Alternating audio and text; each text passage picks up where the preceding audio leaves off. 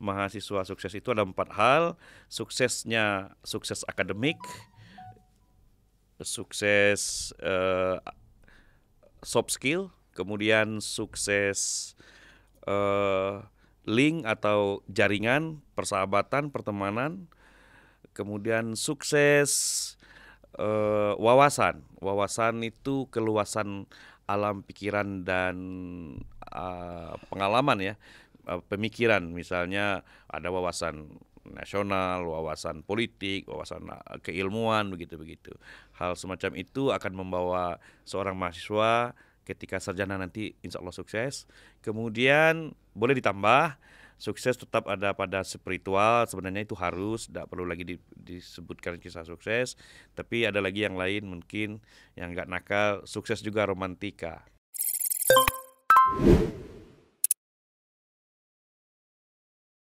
Assalamualaikum warahmatullahi wabarakatuh. Selamat datang di podcast DKTV, TV Masa Depan Dakwah dan Komunikasi. Kali ini kita kedatangan seorang dosen yang menggagas hadirnya DKTV. Kehadirannya sangat ditunggu-tunggu. Buat tim kita tepuk tangan dulu nih. Heboh ya, heboh. Dosen yang satu ini dikenal di media massa bahkan media sosial sebagai presenter, anchor, host di TVRI Sumbar, Padang TV, bahkan sesekali di TV nasional. Dan sekarang sering menjadi narasumber tentang media, baik tentang secara teoritis, praktis. Dan hasil di penelusuran di Google, banyak sekali nih hasil pemikiran beliau berupa buku dan tulisan-tulisan lepas. Di kalangan mahasiswa, ia dikenal dengan sosok yang sangat menginspiratif tentang perjalanan hidupnya. Pernah menjadi wartawan sejak tahun 2000 sampai 2010. Dia adalah Wakil Dekan 3 Fakultas Dakwah dan Ilmu Komunikasi UIN Imam Bonjol Padang, Bapak Dr. Abdullah Kusairi MA. Apa kabar nih Bang? Ya, kabar baik. Dila, apa kabar? Luar biasa pembukanya. Mulai kayaknya sudah mulai riset nih ya. Iya. Harus heboh ya Bang? Iya. Terima kasih sudah diundang. Diundang. Dan ditunggu-tunggu juga kehadirannya. Ya, saya tentu melihat dulu berkembang atau tidak ini televisi. Ternyata is okay. Saya optimis. Teman-teman juga optimis dan rajin, saya kira sudah kelihatan. Dan hari ini 11 Maret tepat 2 bulan kehadirannya. Itu dia ya. Iya Bang. Oke, sip. Nih Bang, tentang mahasiswa, mau nanya ke Abang nih Bang. Menurut Abang, mahasiswa sukses di mata Bapak Abdullah Kusairi itu seperti apa? Ya, sering sudah saya katakan di mana-mana. Pertama, mahasiswa sukses itu ada 4 hal.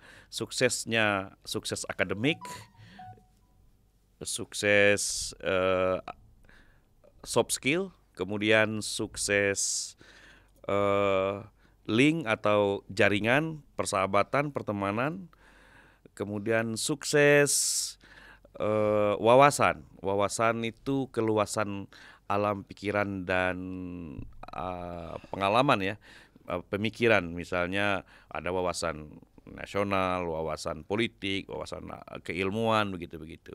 Hal semacam itu akan membawa seorang mahasiswa ketika sarjana nanti insya Allah sukses. Kemudian boleh ditambah, sukses tetap ada pada spiritual, sebenarnya itu harus, tidak perlu lagi disebutkan kisah sukses. Tapi ada lagi yang lain mungkin yang nggak nakal, sukses juga romantika. Ini agar Anda hidup ini punya harapan dan punya keindahan. Hidup itu harus membahagiakan. Gitu. Penuh warna ya Bang? Iya, orang akan segera cepat dewasa jika dia banyak melewati bandul-bandul kekecewaan. Gitu. Nah, berbicara tadi kan tentang mahasiswa nih Bang. Kalau dosen sukses di mata Abang sendiri Bang? Oh ya, sukses dosen tentu saja. Dosen itu kan kerjanya mengajar dan mahasiswanya lebih hebat dari dia, itu satu. Dosen secara personal tentu dia harus terus berjenjang karir akademiknya sampai ke tingkat di mana paling tinggi guru besar. Harus mengikuti pendidikan terus atau berjenjang terus karir kepenulisan, kecendekiawanannya. Kalau dulu dosen itu biasa saja ngajar di lokal. Kalau sekarang itu tentu ada reputasi-reputasi yang dicatat oleh banyak lembaga. Dia nulis di mana, bukunya berapa, juga kian berat saja menjadi dosen sukses itu. Tapi saya kira dosen yang baik itu melayani mahasiswa untuk menjadi lebih baik dari dirinya. Saya kira itu kunci awal agar tugas akademik itu bisa mengajarkan. Kemudian ada penelitian, kemudian pengabdian. Tridharma perguruan tinggi kan, gitu. Iya, Sip. Nih Bang, kita beralih dulu nih Bang ke perjalanan seorang Bapak Dr. Abdullah Kusairi nih Bang. Tentang perjalanan Abang hingga menjadi seorang dokter itu bagaimana Bang? Oh ya, 10 tahun jadi wartawan, dipanggil panggilan negara Ibu Pertiwi untuk mengabdi di UIN Muhammadiyah Penjuru Padang. Ya jadi dosen, berhenti jadi wartawan setelah 10 tahun. Itu sebenarnya meninggalkan dunia yang sangat mengasihkan. Tapi ya sudahlah, itu perjalanan saya dan saya punya tugas untuk mengajarkan calon-calon wartawan kan begitu. Iya, betul Bang. Yang punya integritas. Lalu perjalanan saya ya seperti teman-teman ini yang mau berkiprah di dunia mahasiswa, aktif, menulis, berbicara, latihan, harus berani salah dan belajar lagi, lebih baik lagi. Kemudian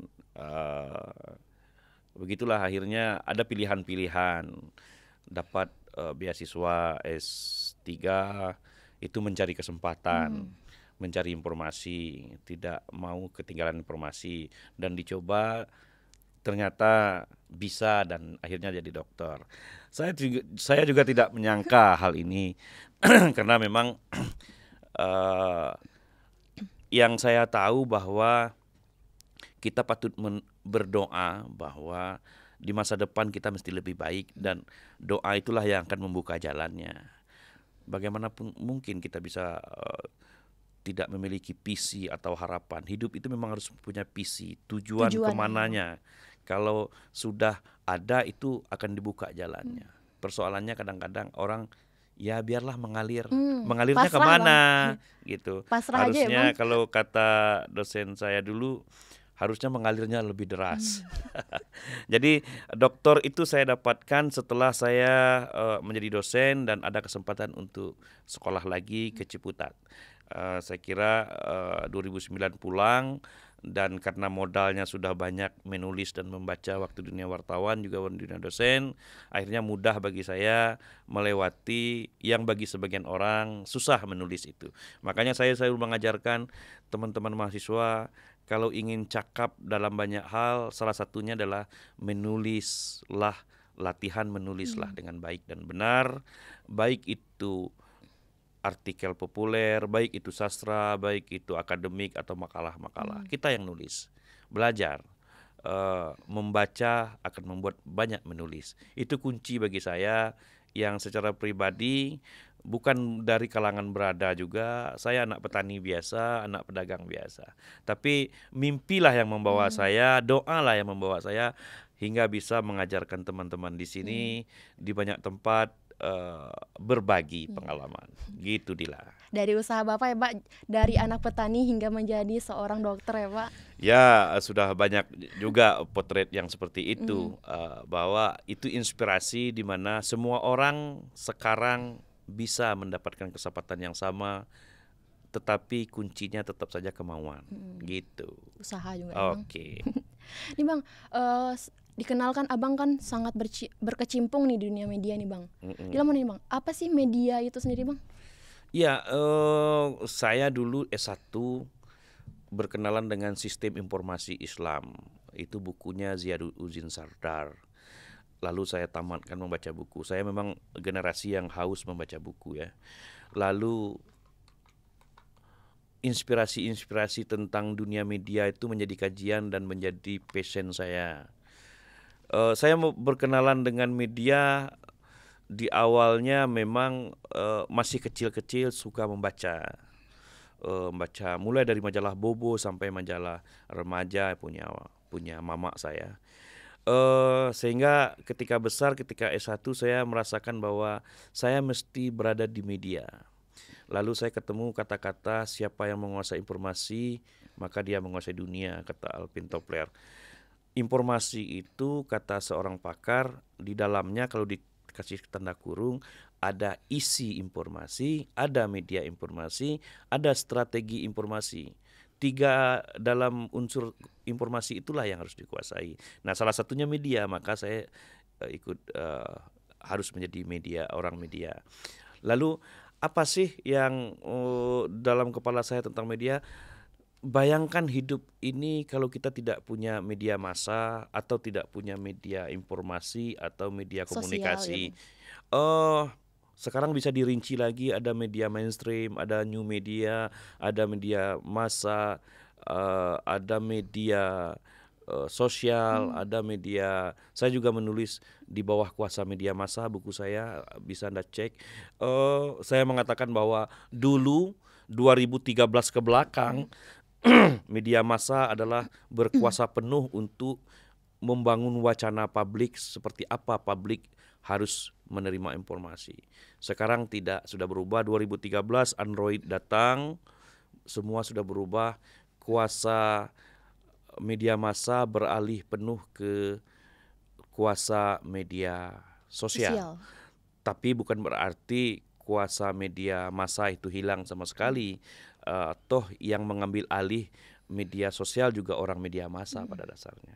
Orang-orang yang punya ilmu media massa masuk ke media sosial dan menguasai media sosial, menjadi pemain di media sosial. Begitu, Dila. Tentang buku Abang nih tadi Bang, di bawah kuasa media massa nih Bang. Mungkin kita sekarang berbicara tentang di bawah kuasa media sosial nih Bang. Oh ya, akhirnya setelah 2013 ke sini, 2022 sekarang, kita merasakan bahwa dunia penuh dengan viral, dunia penuh dengan hoax juga fake news. Keren. Saya kebetulan dapat pelatihan dari Google News Initiative bagaimana memeriksa hoax itu. Saya ingin mengatakan bahwa kemajuan teknologi, kemajuan peradaban kadang-kadang jauh ke depan, sementara budaya dan pengetahuan kita jauh di belakang. Untuk urusan orang yang tidak mengerti media, tiba-tiba dia punya Android, lalu tiba-tiba dia merasakan dialah memiliki segalanya, bisa googling apapun segala macam. Tetapi dia kurang awas sumber-sumber informasi di dalam gadgetnya, sehingga dia mengkonsumsi setiap hari bukan dari otoritas sumber yang otoritatif. Dia justru berada di sumber-sumber yang lemah, sumber-sumber yang justru menggiring pemikiran yang keliru dan mengambil kesimpulan yang salah. Itu yang terjadi hari ini, dan masyarakat kita, masyarakat dunia pada dasarnya di bawah kuasa media sosial pada hari ini. Sekarang kita harus menguasai media sosial itu seperti apa alat kerjanya. Sekarang kita kenal ada buzzer, ada segala macam hal yang membuat dunia bergemuruh banjir informasi.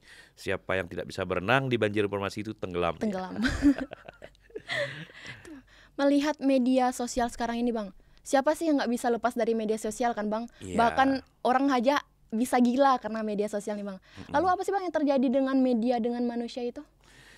Ya, ini kan teknologi yang sangat sangat mudah dipelajari oleh siapapun. Anak kecil pegang gadget sudah bisa memainkannya. Nah, tetapi itu kan saking mudahnya orang lupa bahwa ini ada aturan, ini ada undang-undang ITE yang mengatur. Salah-salah kita bisa terpenjara. Kalau salah-salah jari kita bisa membawa kita kepada kemudaratan. Saya membuat tulisan satu mudarat informasi, mudarat medium informasi. Saya ingin mengatakan bahwa kalau seseorang tidak siap dengan kapasitasnya menerima informasi, itu sangat mudah orang terpengaruh. Nah, kalau media sosial hari ini, bagaimanakah kerjanya? Itu berangkat dari algoritma, berangkat dari intelijensia AI itu yang membuat apa yang kita kerjakan dia akan datang lagi.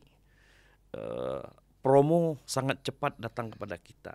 Kalau kita tidak awas, kita terpengaruh cepat. Artinya media sosial ini adalah sistem kerjanya, apa yang kita kerjakan di situ dia akan balik lagi. Misal, kalau kita suka pornografi, akan kelihatan itu keluar terus itu pornografinya, dia akan keluar. Artinya jangan coba-coba bermain di sosial media, itu akan kelihatan kita sedang apa gitu. Apa yang Nah, sering kita buka ya bang? itu dia. Artinya kita harus memainkan peran di media sosial dengan berinternet sehat, saring sebelum sharing. Media sosial itu bukanlah media massa yang bisa dipercaya isinya.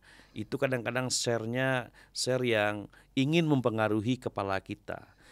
Media itu Napoleon Bonaparte menyebutkan, saya tak takut dengan 1000 peluru serdadu, saya lebih takut dengan 1 pena jurnalis. Itu artinya dia sangat takut dengan media. Nah, sekarang media itu berkembang pesat. Namanya media sosial. Setiap orang di 270 juta masyarakat Indonesia punya gadget. Dan kadang-kadang lebih dari dua. Akun media sosial orang 1, 2, 3, ada juga yang anonim. Dan kita tidak boleh banyak percaya karena orang-orangnya berbeda-beda isi kepala. Banyak kepentingan politik, ekonomi, dan kesehatan. Hoax itu dalam riset yang terbanyak itu agama, kesehatan, juga politik. Nah, ketiga hal itu kita dibawanya, maka orang-orang tiba-tiba radikal, tiba-tiba dia sangat mengagungkan satu tokoh politik, tiba-tiba dia menjadi dokter dunia kesehatan, merasa lebih tahu, padahal itu baru kulit-kulit informasi dari dunia bidang-bidang itu. Misalnya begini, kalau ada kata ke dokter di Google begini, lalu kita ikuti, itu belum tentu. Anda harus lihat dulu sumbernya dari mana, dokternya siapa, cari lagi, verifikasi lagi, pelajari lagi, cari bukunya kapan perlu, sehingga itu betul-betul teruji benar dikatakannya. Sering sekali bukan dikatakan oleh A, tapi dibuat oleh A. Jadi informasi itu sudah sangat akut. Kita mesti melakukan verifikasi beberapa kali untuk mendapatkan yang benar. Jadi jangan cepat percaya bahwa itu benar dalam sosial media. Itu penting. Tapi kan kita lihat sekarang kan bang, kebiasaan orang sekarang tuh cuman ngelihat judul terus nge-scroll ke atas kan bang. Oh iya, apalagi dengan media online yang tidak terverifikasi dengan oleh Dewan Pers. Itu sangat berbahaya. Media online, apalagi media-media yang tidak terverifikasi itu dibuat tentu oleh orang-orang yang tidak profesional atau orang-orang berkepentingan untuk menanamkan ideologinya, menyebar ideologinya. Itu yang harus kita tahan, itu yang harus kita pelajari, kita amati. Sebagai orang komunikasi, juga mendidik banyak mahasiswa, juga kampus kita, juga siapa saja di keluarga kita juga, bahwa seluruh informasi yang ada di gadget itu kita harus awas dan memiliki sikap waspada. Jangan cepat percaya, dicari lagi informasi pembandingnya, digali lagi agar kita tidak terpengaruh oleh satu media saja. Karena media terlalu banyak, kita punya kesempatan untuk mempelajari. Satu lagi saya ingin kasih tahu bahwa dari tadi saya mengatakan bahwa media sepertinya buruk sekali, tapi justru sebenarnya ada hal baiknya. Sekarang ini sangat mudah menjadi populer. Iya, betul bang. Sekarang sangat mudah mencari data, mencari informasi. Dulu saya harus ke pustaka. Kalau Anda nonton film All the President Men, itu merisetnya ke pustaka. Tapi sekarang orang merisetnya melalui online, siapa dia. Seperti Dila kepada saya, tinggal cari di internet, akan langsung tahu. Malahan nomor telepon segala macam bisa tahu. Itulah bahaya, itulah enaknya mencari keunggulannya. Tetapi itu banyak juga kejahatan di baliknya. Oleh karena itu kita harus awas, waspada. Itu penting. Tapi kan sekarang bang, siapa sih nggak menggunakan media kan bang, dari kalangan yang dari anak-anak sampai yang tua nih bang, hingga menjadi kebebasan sampai tak terarah gitu bang. Saya masih punya harapan bahwa suatu saat orang akan cerdas bermedia. Namanya ada pendidikan literasi media kan. Tergantung pada levelnya. Kalau masyarakat umum butuhnya levelnya berapa literasi medianya. Kalau orang kampus tentu lebih tinggi lagi agar mereka punya trust ketika dia mengatakan sesuatu didengar oleh publik. Tapi sayangnya sekarang justru orang kampus juga mengkonsumsi hoax juga karena kesadaran itu belum muncul dan memang ada banyak orang yang baru beberapa tahun terakhir menjadi punya Android gitu. Jadi memang harus ada proses. Hal ini juga dalam buku sejarah sosial media yang dari Asa menyampaikan juga dulu terjadi disrupsi ketika media cetak ditemukan tukang lukis marah. Ya, tukang bawa kabar berita secara oral itu dulu ada juru berita yang menyampaikan kepada raja, kepada siapa gitu. Harga barang segala macam di pasar. Tukang lukis juga marah karena dulu kan tukang lukis. Ketika koran itu tercipta 1 bulan 1 kali dicetak, mereka kecewa.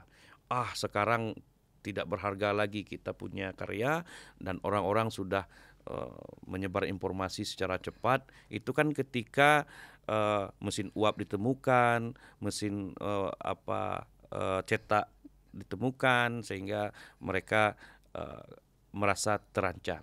Hal itu juga terjadi beberapa abad setelah itu ketika radio tiba. Radio datang, radio ditemukan. Tiba-tiba orang koran mengatakan kita bakal tidak dibaca lagi karena sudah ada orang langsung mendengar lewat tol. Lalu datang lagi televisi. Kayak orang koran sama orang. Ternyata setelah berjalan, yang ini sangat dokumentatif, terlihat teksnya, yang ini cepat didengar, yang ini ada orangnya, ada orang bicaranya, tapi tidak bisa disimpan. Karakternya berbeda. Sekarang semua itu terangkum dalam medium internet yang bisa kita bagi, ada media online, ada media sosial, ada media kanal YouTube seperti DKTV dan macam-macam. Kesempatannya menjadi sama, tapi sejauh mana ilmu kita menguasai media dan ilmu pengetahuan, kita harus mengerti bahwa memang akhirnya semua ada ilmunya. Tidak bisa abal-abal, tidak bisa sekedar ikut-ikutan. Podcast kita, selebgram kita, nggak bisa dong. Harus dipelajari bagaimana para YouTuber, para Instagram selebgram itu melakukannya sesuatu. Maka itu perlu riset, perlu belajar. Jangan sampai kita hanya menjadi pengekor, follower. Kita harus membuat arus, bukan mengikuti arus gitu. Nih Bang, berbicara tentang media nih Bang, bagaimana cara kita agar menjadi yang tadinya di bawah kuasa media menjadi menguasai media nih? Ya itu gunanya kuliah. Di jurusan apapun sebenarnya saya tidak walaupun pada kunci-kunci pelajaran pentingnya tentang komunikasi massa itu di ilmu komunikasi penyiaran Islam ya, ada ilmu komunikasi dan segala macamnya. Tetapi itu tidak mungkin kita mengatakan bahwa harus berada di situ. Yang harus kita lakukan adalah belajar, kuasai. Tidak mudah memang, harus berpeluh, harus punya waktu dan proses sehingga kita menguasai ilmunya dulu, baik secara knowledge, kemudian baru secara motorik, secara aplikatif. Ada banyak orang yang ilmunya sekedar knowledge, tapi tidak praksis. Itu tentu merugikan, tapi ada beberapa sifat dari ilmu kan hanya sekedar memberitahu. Saya selalu menekankan, saya mengajarkan kepada mahasiswa saya agar mengajarkan sampai bisa, bukan sekedar tahu, tapi sampai bisa. Itu pun bagi mereka yang mau. Karena di zaman kita yang tidak semua serba tahu, tapi tahu cara untuk tahu, sebenarnya kita juga tetap harus punya seorang guru. Ya itu. Kan gitu kan? Ya, kita memang tidak serba tahu, tapi tahu cara untuk tahu. Ada gadget, bisa cari, tapi kita butuh seorang guru. Iya, betul tuh Bang. Nah ini Bang, mahasiswa kan seharusnya bisa menjadikan media tuh sebagai pasar ide nih Bang. Iya. Lalu bagaimana sih Bang seharusnya mahasiswa sekarang ini Bang menggunakan media yang digenggamnya itu Bang? Iya, Dengan Android yang berada di tangan Anda dan punya laptop dan punya fasilitas yang diberikan oleh orang tua, saya kira harusnya melebihi saya yang justru pada saat menjadi mahasiswa punya mesin ketik, itu pun teman sebelah kos. Tapi saya nulis juga, pinjam juga. Kalau dia tidak sibuk saya pinjam.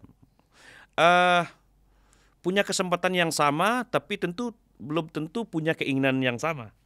Ada orang yang mau tampil narsis, ada yang mau orang kepo, ada segala macam. Tapi yang paling banyak saya melihat terlalu banyak hura-hura.